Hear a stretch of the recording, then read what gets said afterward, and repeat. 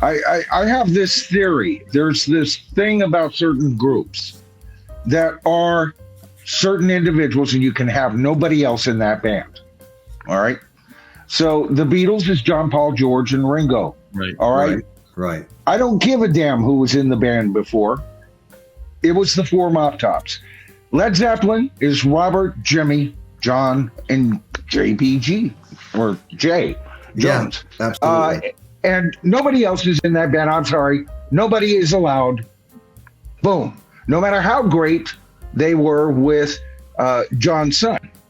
And I love that concert, but they weren't Led Zeppelin. That was the time they should have billed themselves as unleaded.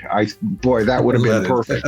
Right. That would have been perfect, yeah. That's what Page and Plant billed themselves the first time they got together. Remember? Okay. It was called Unleaded. Yeah. No John Paul Jones. He was never called. He always resented that. And then also, he did. I heard him say that at an awards show one time. Right. And you guys forgot my phone number. Yeah. Yeah. Right. Now, Pink Floyd, for me, is the fly in the ointment because there's Sid Barrett. What to do with Sid? But the true Pink Floyd, as it matured to its full manifestation, is Gilmore, right? Rogers, and that drummer fella. Okay?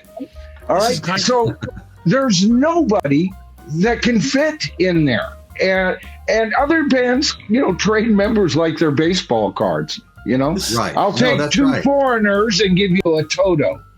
I mean, I told you a while back that little local Indian casino here, not little casino, big casino, that Three Dog Night was coming, and the first thing you said was, "Are there any original members?" This is kind of a good segue to, like I was typing in the chat there earlier before we went on stream about. It's a good segue from when Michael was mentioning Zeppelin and Pink Floyd, because I really wanted to touch on the Pink Floyd thing and the Stones thing, but I didn't want to take it away from the Beatles, basically the Beatles, what we're supposed to be talking about.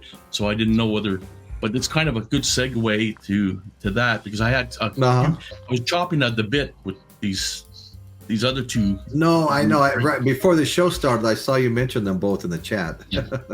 Right. So I wanted to ask Michael something that's kind of was important for as far as Roger Waters doing his thing.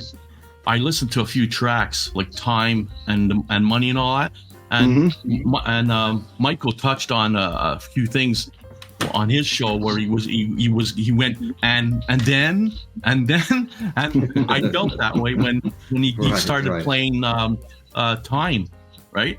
It was like, okay, where's the guitar riffs and where's the clock and the heartbeat, stuff like that type thing. Well, Johnny, listen, I'm going to tell you something. Here's the problem with Roger Waters. I love the artist Roger Waters. Not crazy about the man, but I love him as an artist.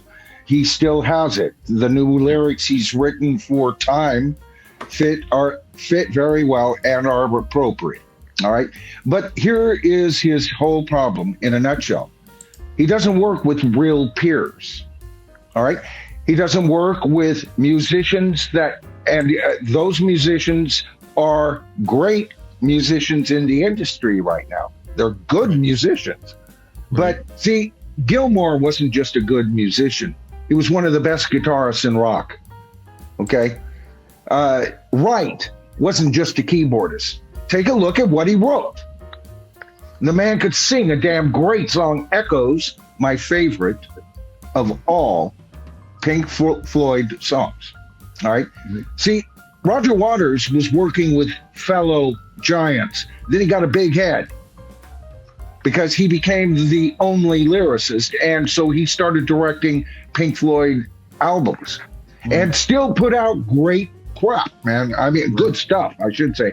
And I'm a fan of that. But then he fired Richard Wright, the asshole. All right? How can you fire an equal partner, you dumb All right. Okay, so he's surrounded by yes people. Right. Do you know where the idea of this album came from? And I didn't cover this in my video. The idea of this album came from when he did the Shutdown sessions, and they did one Pink Floyd song or two in that, I forget how many, in the same freaking vein that you're hearing right now. And he muttered to himself, with the person that was one of the musicians who is now the producer of this new piece of crap, released in a year that was totally inappropriate. All right.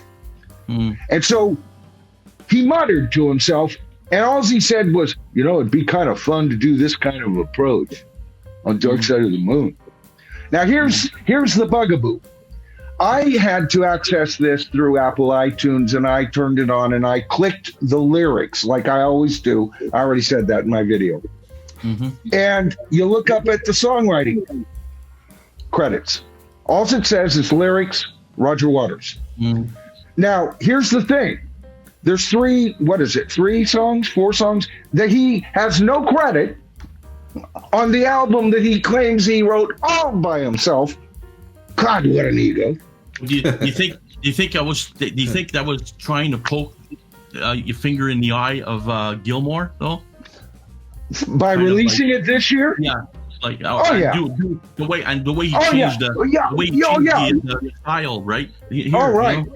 Yeah, I've already covered this. Okay, first of all, he's pissed that he's not included on the Pink Floyd website.